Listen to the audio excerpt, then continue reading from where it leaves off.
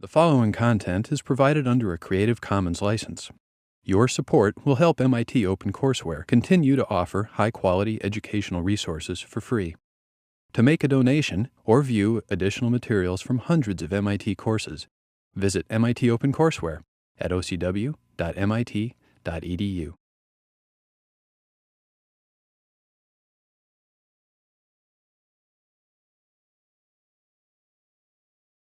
All right, everyone, let's get started. All right, good afternoon. So this is the third lecture of 6001 and 600. As always, please download slides and code to follow along. So quick recap of what we did last time. Last time we talked about strings as a new object type, as sequences of characters. And then we introduced two new concepts that allowed us to write slightly more complicated programs. So we introduced branching with these keywords if, elif, else. And branching allowed us to write programs that us as programmers could introduce decisions into our programs. And then we introduced two different kinds of loops, while loops and for loops, and those also added a little bit of complexity to our programs. Today, we're going to talk a little bit more about strings. So we're going to see a couple more operations that you can do on strings and string objects. And then we're going to talk about three different algorithms: a guess and check algorithm, an approximate solution algorithm, and a bisection method algorithm. OK, so let's dive right in. We'll talk a little bit about strings first. So strings, we thought of them as sequences of characters, right? Case sensitive, as we saw in programs we wrote last lecture. And strings are objects, and we can do all of these operations on string objects, like test if they're equal, less than, greater than, and so on. Turns out we can do more than just concatenate two strings together or do these little tests on them. So we're going to start introducing the idea of a function or a procedure, and we're going to see more about functions and how you can write your own functions next lecture. But for today, you can think of a function as sort of a procedure that does something for you. Okay? Someone already wrote this. So the first one we're going to look at is a pretty popular function. And when applied on a string, this function called len will tell you the length of a string. So that's going to tell you how many characters are in the string. And characters are going to be letters, digits, special characters, spaces, and so on. So it's just going to count how many characters are in a string. So if I have the string s is equal to ABC, remember a string is in quotation marks, then if I do this, if I write this expression len s here, since it's an expression, it has a value. So it evaluates to a certain value. And by definition, it's going to tell me what the length of the string is, which is 3 characters long. OK? Another thing that we can do on strings is, since they're a sequence of characters, I might want to get what character is at a certain position. So we do this using this fancy word called indexing. But pretty much what indexing into a string means is you're going to tell Python, I want to know the character at this certain position or at this certain index inside my string. Okay? So once again, let's use this string s is equal to ABC.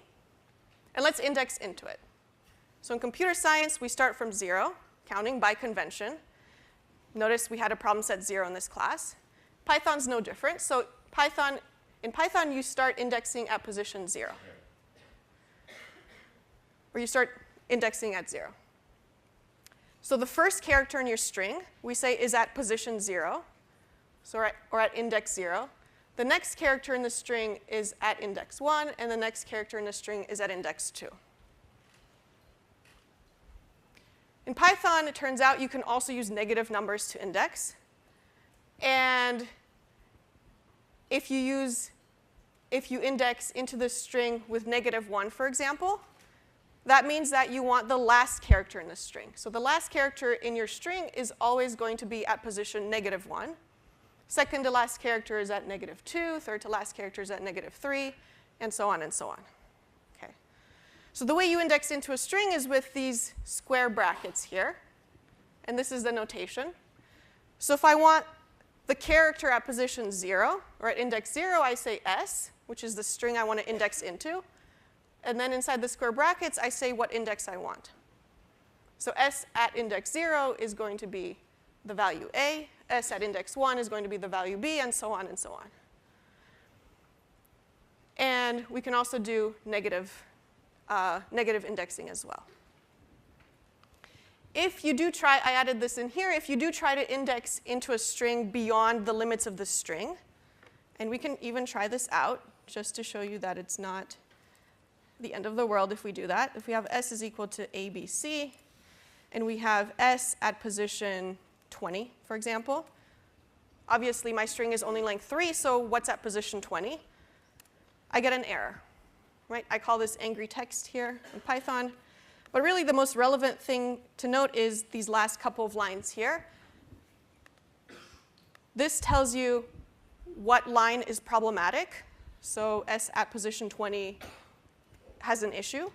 And this last line here tells me what actual error I have. So it's an index error, which means I'm trying to index too far into the string, because it only has 3 characters.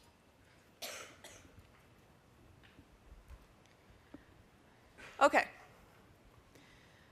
So it's nice to be able to get a single character out of my string, but sometimes I might want to get a substring. So I want to start at the first character and go halfway into the string, or I want to take a few characters in between, or I want to skip every other letter, or something like that in my string. So if I want to do this slightly more complicated interaction with strings, we call that slicing. Slicing into a string. And this notation here should seem a little bit familiar because we saw it last lecture when we did it with range. Okay, we had a start, stop, and a step. The notation was a little bit different because in range we had open close parentheses and commas in between. But except for that, this sort of works the same. The start is the index, starting from 0, from where you want to slice into this string. The stop is the stop index, so you're going to go up until stop minus 1 and take that index. And then the step is every how many letters you wish to take. So this is the full notation here, but sometimes you can not give it a third sort of number in here. So if you only give it 2 numbers, then to Python that represents just the start and the stop, and by default step is going to be 1. And there's a lot of other things you can do with strings. You can omit numbers and just leave colons, and Python, just by the way that by definition, the way that whoever wrote slicing had decided, if you omit numbers, then it's going to be equivalent to these things here.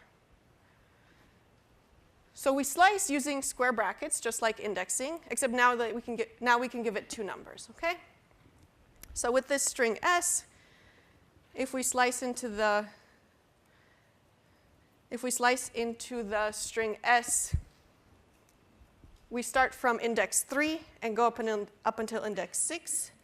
So if we have A, B, C, D, E, F, G, H, right? This is position 0, 1, 2, 3, 4, 5, 6, 7.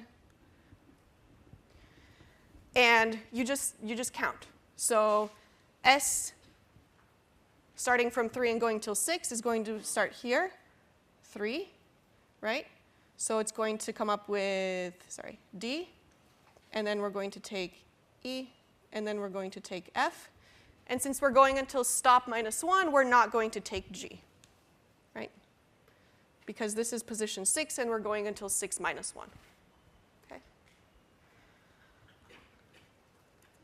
The next one here, 3, 6, 2 is going every other one, right? So we start at 3, and then we skip every other one. So we go D, but not E, and then F, and then stop.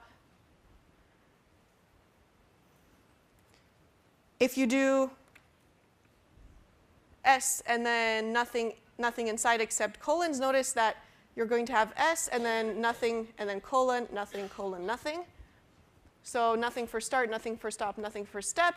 And that's just going to evaluate to the string itself. It's the same as 0 to the length s going every step. This one might actually be useful. It reverses the string automatically for you. So with this one little line here, you can get the inverse of your string. And that's equivalent to that. So the -1 represents starting from the end and going back every letter. And then this one's a little bit more complicated, but also not too bad. Okay. Okay. So as we're doing these string slices, again, if you're unsure what something does, just type it into Spider, and you might be surprised, you might not be, but it's a good way to check yourself to make sure you're understanding what's happening. Okay. One thing I want to mention, and it's good to keep this in the back of your mind. We're going to come back to this as we start talking about slightly more complicated object types, but strings are immutable. So just keep this word in the back of your mind as we go through this class. And what I mean by this is that an actual string object, once it's created, cannot be modified. Okay? This might not mean anything right now, but let me just draw a little something. Let's say I have this string s is equal to hello.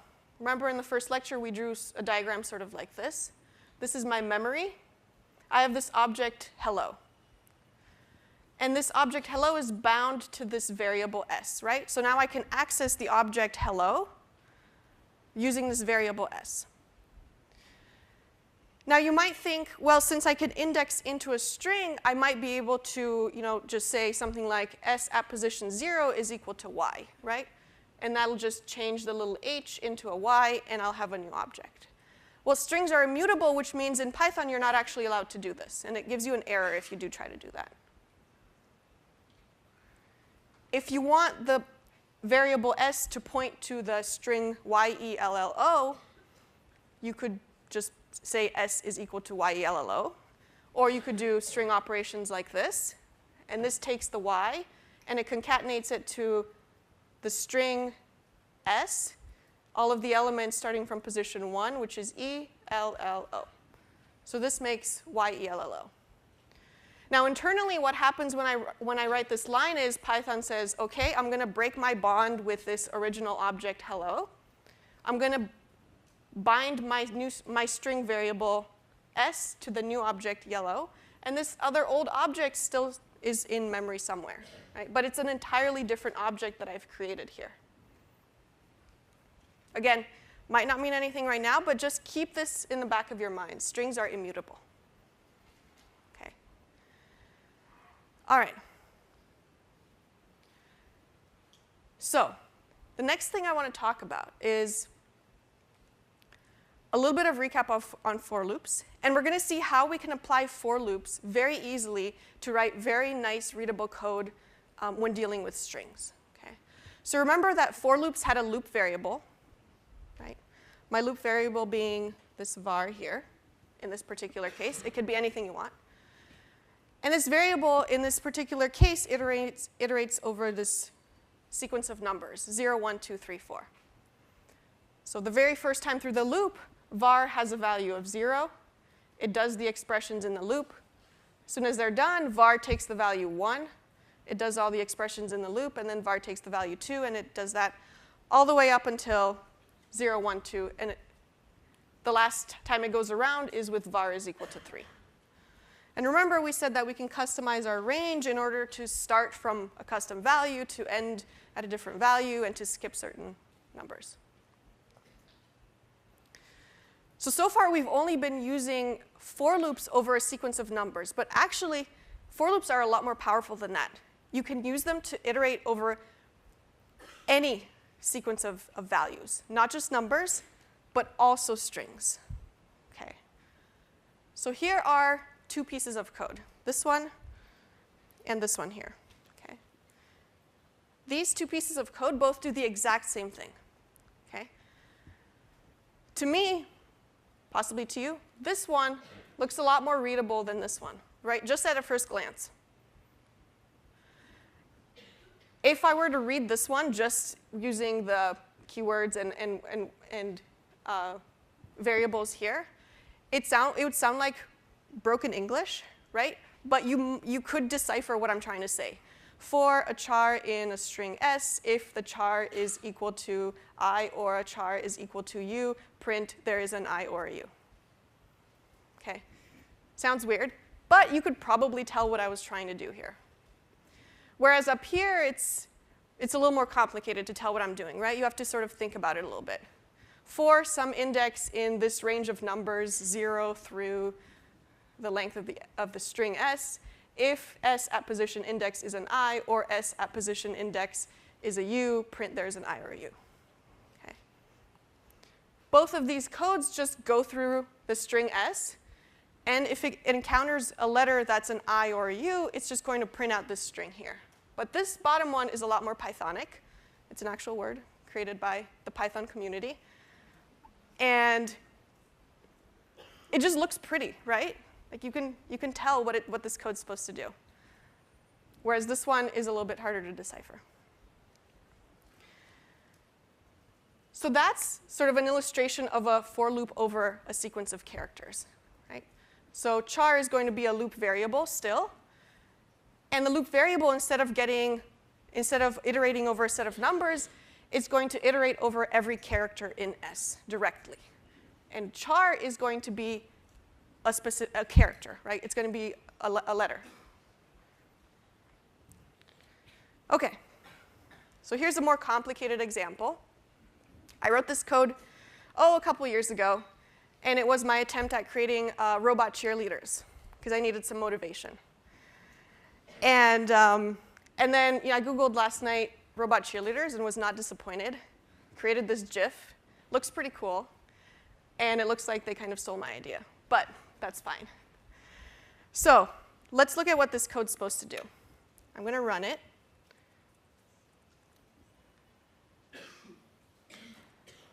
Okay. I'm going to run it, and then we'll go through it. Okay. So, all right, it prints out, I will cheer for you, enter a word. You know what? I like robots. So I'll put in robots. How enthusiastic am I about robots? Let's say 6. Okay, so what this is going to print is, it's a cheerleader, right? Give me an R, R, give me an O, O, give me a B, B, and so on and so on. What does that spell? Robots, and it's going to print it 6 times because I'm 6 out of 10 enthusiastic about robots. Okay?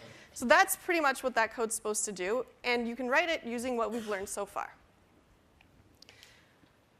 Now let's go through it a little bit, and I'm going to show you just how easy it is to convert this code using a for loop over characters, right?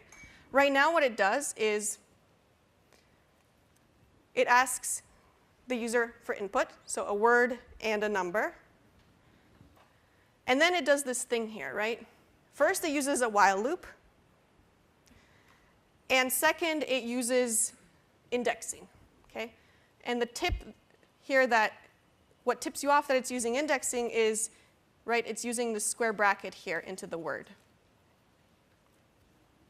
Okay. And obviously, it's using a while loop, and it has to first create a counter, initialize it, and then down here, it's going to increment it inside the while loop. If you remember, that's sort of what we need to do for while loops. So it's going to start at 0, and it's just basically going to go through index I is equal to 0, 1, 2, 3, 4, which is going to go all the way to the end of the word, whatever the user typed in this case, robots. It's going to get the character at that position, right? Word at position I is going to be a character. This line here is just sort of for pretty, for the cheerleading to make sense. It's just to take care of letters that make sense to use un, right? So give me A, B, give me un, B. So give me un, B does not make sense, right? So that's just taking care of that. And I'm using this in keyword to check whether the character, so the character R, for example, in robots, is inside unletters. And unletters I've defined up here, which is these are all the letters that make sense to put an un before the letter. Okay? So give me an R, for example, here on the right. Okay? And so if it makes sense to use un before the letter, use that, and otherwise use just an A. And after I'm done, I say, what does that spell? And then it's just a for loop that goes times many times and prints out the word and the exclamation mark. So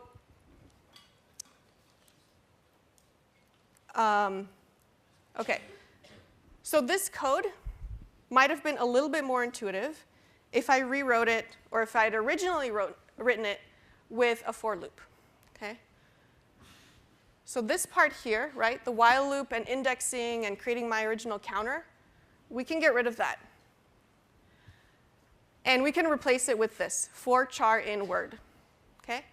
I'm originally using char, so I can use char as my loop variable again. And simply, I'm just going to iterate over the word itself. So now, instead of having this mess here, I have one liner that says, for every character in my word, do all this stuff here. So that remains the same. And then I don't even need to increment a counter variable, because I'm not using while loops anymore. I'm just using a for loop. Okay? So the code becomes, delete that, for char in word, and then delete that. And that does the exact same thing. Okay? And it's a lot more readable. Right? All right, so this was our toolbox at the beginning of this course. We are 2.5, I guess, lectures in. These are the things we've added to it. We know integers, floats, booleans. We know a bit of string manipulation, math operations. We added recently these conditionals and branching, right, to write slightly more interesting programs. And now we have loops, for and while loops, to add interesting and more complicated programs. Okay? So with these, the second part of this lecture is going to be looking at 3 different algorithms. Okay? That's the sort of computer science part of this class, Introduction to Computer Science and Programming using Python. Don't let the word algorithms scare you, right? They're not that complicated. You just have to sort of think a little bit about them, and you'll be able to get them. Okay? So we're going to look at 3 algorithms, all in the context of solving one problem, which is finding the cube root. First algorithm is guess and check. Then we're going to look at an approximation algorithm, and then a bisection search.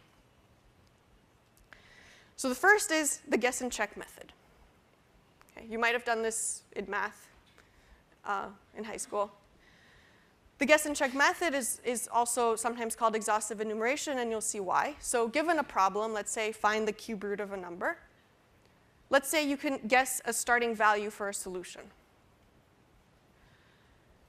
The guess and check method works if you're able to check if your solution is correct. So if your guess is originally 0, you can say, is 0 cubed equal to the cube of whatever I'm trying to find the cube root of? So if I'm trying to find the cube root of 8, is 0 cubed equal to 8? No, right? So the solution's not correct. If it's not correct, guess another value. Do it systematically until you find a solution, or you've guessed all of the values possible all of the possible values. You've exhausted all of your search space. So here's very simple guess and check code that finds the cube root of a number. So I'm trying to find the cube root of 8. So my cube is 8. I'm going to have a for loop that says I'm going to start from 0, and I'm going to go all the way up to, so I'm going to start from 0 and go all the way up to 8. For every one of these numbers, I'm going to say, is my guess to the power of 3 equal to the cube 8? And if it is, I'm going to print out this message. Okay?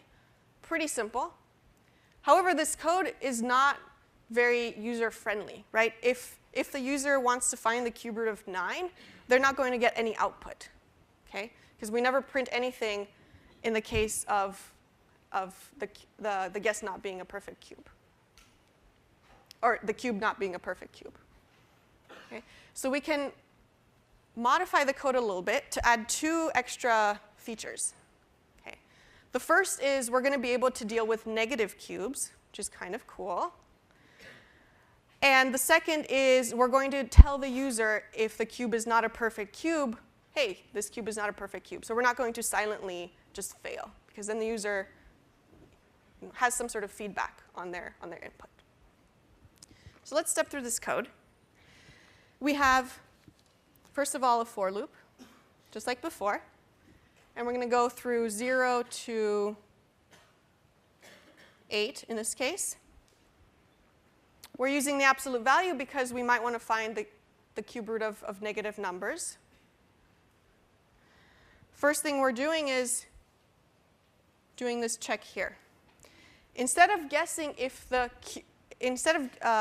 guessing whether the guess to the power of 3 is equal to the cube, we're going to check if it's greater or equal to. And we're going to do that for the following reason. So if we're trying to find the cube root of 8, for example, right, versus the cube root of 9, this is 8 and this is 9. Okay, what is this code going to do? It's going to first guess 0. 0 cubed is not greater or equal to 8. 1 cubed is not greater or equal to 8. 2 cubed is greater or equal to 8. So here, once we've guessed 2, we're going to break because we found a number that works.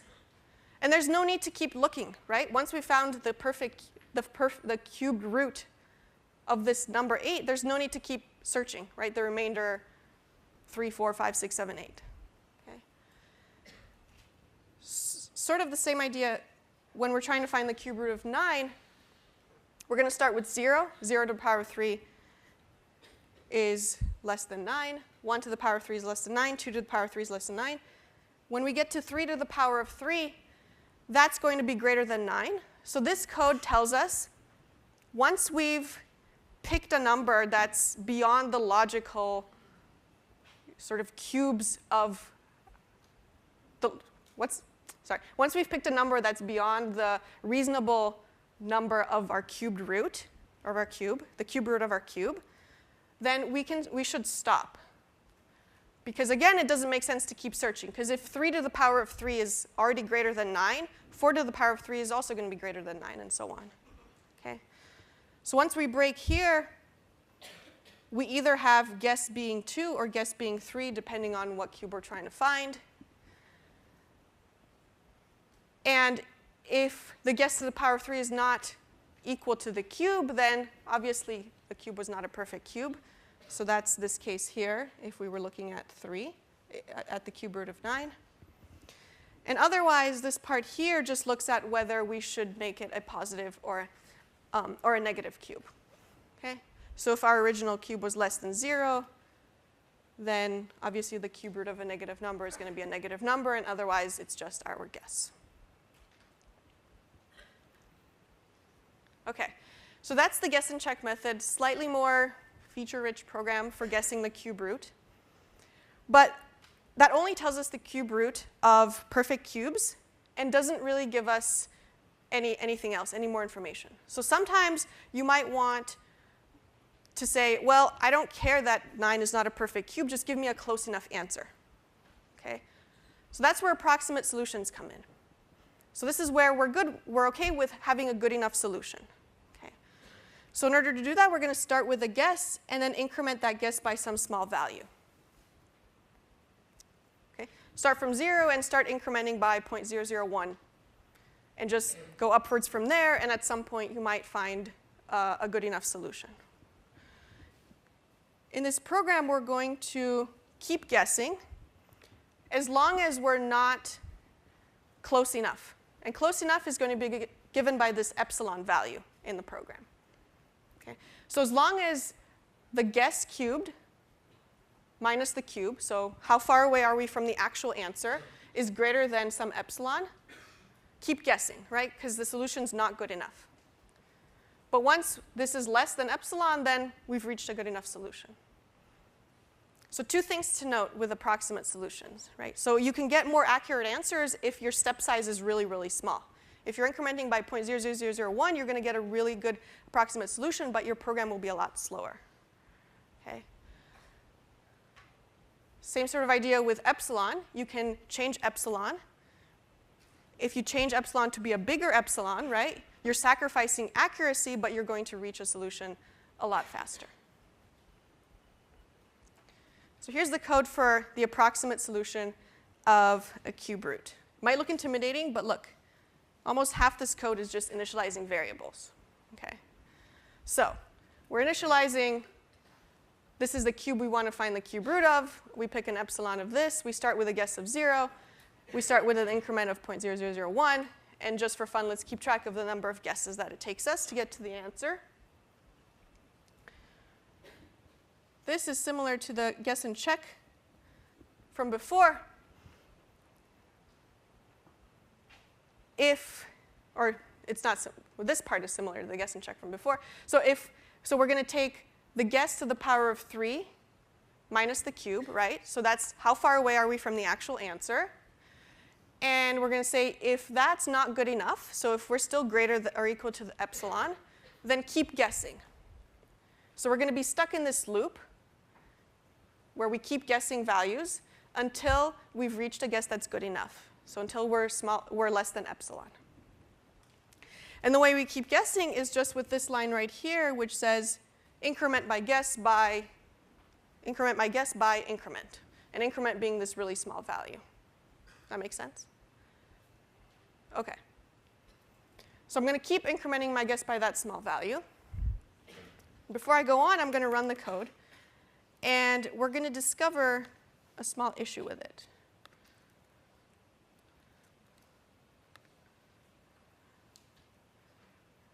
OK.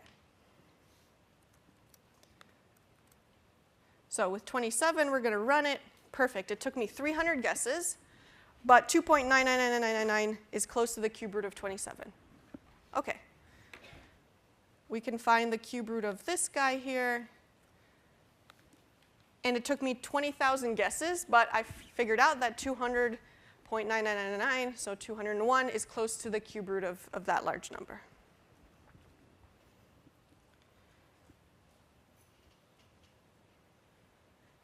And then, I should have done this. This is going to be a giveaway, you guys. Sorry. Then we're going to have, let's say I want to try cube of 10,000. So 10,000 is not a perfect cube. So we can run the code. And with 8120601, I had already gotten an answer. But with 10,000, I'm not getting an answer yet, right? So I'm thinking that there might be something wrong. So I'm going to stop my code. So I just hit Control-C. Because I feel like I've entered an infinite loop. And in fact, I have. So what ended up happening is this problem here. So I'm going to draw something. According to the code, I'm going to start from 0. And I'm going to increment, right, my guesses like that. With every little increment, I'm going to make a new guess. I'm going to take that guess to the power of 3. I'm going to subtract the cube. And I'm going to figure out if I'm less than epsilon. Okay? This is the epsilon that I want to be in. Okay? This little bit here. So with every new guess, I might be maybe, so this is where I want to be, right, within this little boundary here. With every new guess, I might be here. With the next guess over here, I might be here. When I make another guess, I might be here. So I'm getting close to being within epsilon. But maybe with my next guess, I'm going to hop over my epsilon and have made too big of a guess. Okay? So just because of the way the numbers, right, the numbers were chosen in this example, just to illustrate this, using an increment of 0.01 with finding the cube of 10,000 and epsilon of 0.1, it turns out that as I'm doing all these calculations, I'm going to skip over this perfect sort of epsilon difference. So first I'm going to be too small, and then I'm going to be too large. And once I've become too large or too far away from epsilon, the guesses I continue to make are just going to be even farther away from epsilon. And I'm not going to get to my answer. And that's why I've reached an infinite loop in this code. Okay? All I'm doing in this code is checking whether my guess cube minus cube is less than epsilon. The only thing I need to do here is sort of add this little clause here that says, oh, by the way, also check that I'm less than cube. because this is just like we did in the very first program when I'm checking, 0, 1, 2, 3, 4, 5, 6, 7, 8, right? When I'm trying to find the cube root of 8. Cube root of 8, right? Once I've reached 8, I'm going to stop. And it's the same thing here. So I just added this little clause that says, well, while I'm greater than or equal to epsilon, and I'm still less than the actual cube, just keep searching. But once I've reached the cube, then stop searching. And with 10,000, you can see that I failed to actually find, so that's what this part here does. It tells me that I've failed to find the cube root with those particular parameters. OK. Last thing we're going to look at is bisection search. And to illustrate this, I'm going to need one volunteer. And you're going to play a game with me in front of the whole class. And there will be a prize. There go the hands. In the blue shirt right there. All right, cool. So the prize is going to be, once again, this. I promise I don't have I don't have millions of these Google Glasses. I also don't work for Google. I just happen to get a couple. OK, so the game is this. I'm going to ask you to pick a number, a whole number, between 0 and 100. OK, and I'm going to try to guess it. And you need to make it hard for me. And you need to make it so hard for me that I cannot guess it within 10 guesses. OK? And if you can do that, if I cannot guess it within 10 guesses, you get this. OK. So, and I'm going to draw out what I do as we go along. OK, so do you have your number? Yes? Yeah. OK, perfect. Let me erase that. Actually, I should have probably kept that because I'll still use it. OK, there's the numbers 0 to 100. OK, is your number 50? OK, 50 was my guess, so I've made one guess. Is your number higher or lower than 50? Higher, OK.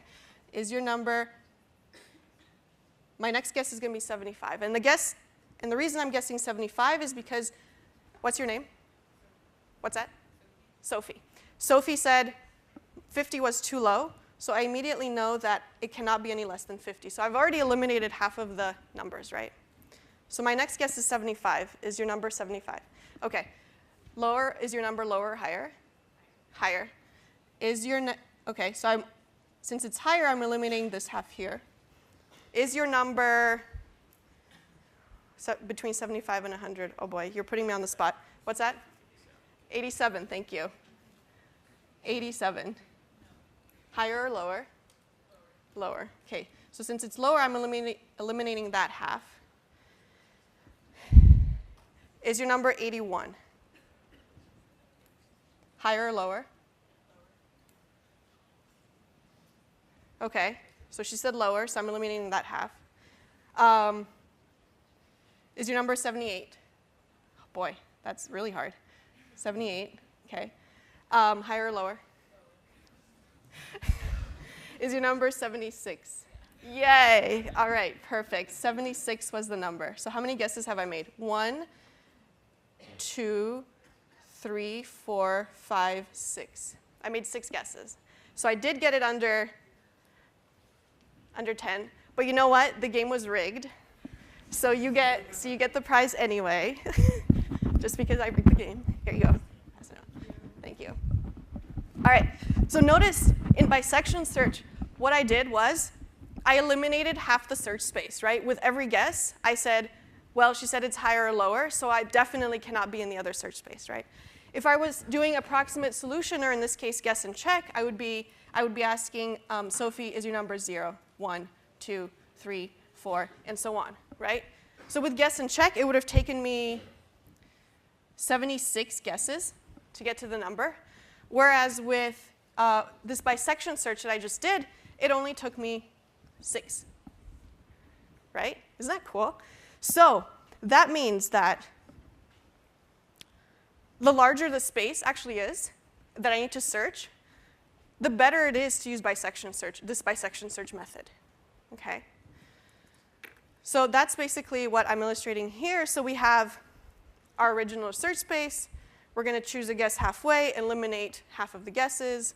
Then we're going to choose look in the remaining interval, eliminate half the guesses, and so on and so on. Okay, so then this is the code for bisection search. Also looks intimidating, but it's not so bad. So we're initializing a bunch of stuff up here. Most important couple things we're initializing are, first of all, this high and this low boundaries. Okay? So with the guessing game, the low boundary was 0 and the high boundary was 100, right? When we're looking at the cube root, the low boundary is going to be 0, right?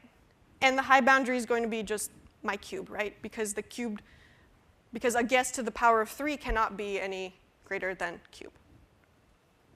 And then just going to do the same procedure that I did with the guessing game, which is I'm going to make my guess be halfway in between. So with this guessing game, I had to sort of choose if there were 4 numbers in between, should I go higher or lower? But when we're doing bisection search, here we don't care about that. We're just going to do floating point division because we want decimal numbers. Okay, so I have a low boundary and a high boundary, and I've figured out my halfway point. Then I have this while loop here. While loop is similar to the approximation method, where as long as I don't have a guess that's good enough, so this depicted by this greater or equal to epsilon, as long as my guess is not good enough, I'm going to keep guessing. Okay, that's what this while loop is saying. So if the guess to the power of 3 minus cube is not good enough, keep guessing. And the way I keep guessing is this part here says my guess was too low. So if my guess was too low, set the low boundary to be the guess, right? Because I don't care about all of the other numbers that are much lower than me. So set the low to be the guess. That's what that line's doing. And otherwise, my guess was too high. That's what this else is doing. So set the high to be the guess, because I don't care about numbers any higher than my guess. Okay? Once I have these new boundaries, I make another guess. Again, halfway in between the new boundary points. Okay? So essentially, I'm just having my interval with every single guess. Okay? And that's what the while loop is doing. And then I print out the remaining part. So notice the search space, right, originally being n, we're having it with each guess. So the first guess divides it by 2, second guess divides it by 4, and so on. So by the time we get to the kth guess, n over 2k, right? The kth guess, let's say that's the actual answer we're interested in. There's only one value in that little interval, and that's the answer we want. So 2 to the k is equal to n. And then how many guesses did we make? K is equal to log base 2 of n. Okay? So when we were playing the guessing game of 100, right, my n was 100. Log base 2 of 100 is 6 point something, I think.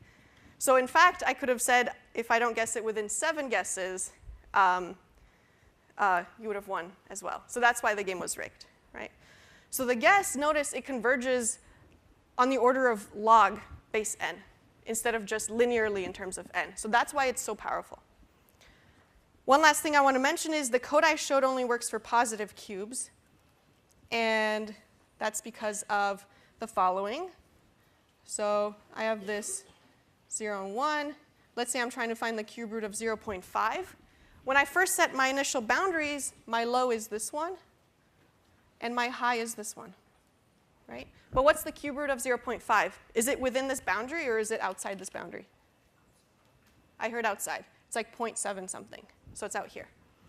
So with this particular code, I'm going to be having my interval in between those numbers, but I'll never get to an answer, because the actual cube root of 0.5, or numbers less than 1, is going to be outside that boundary. So there's a small change you can make to the program which will fix that. And that's in the code. I didn't put it in, but it's a very small change, a small if statement. So that's it. All right. Thank you.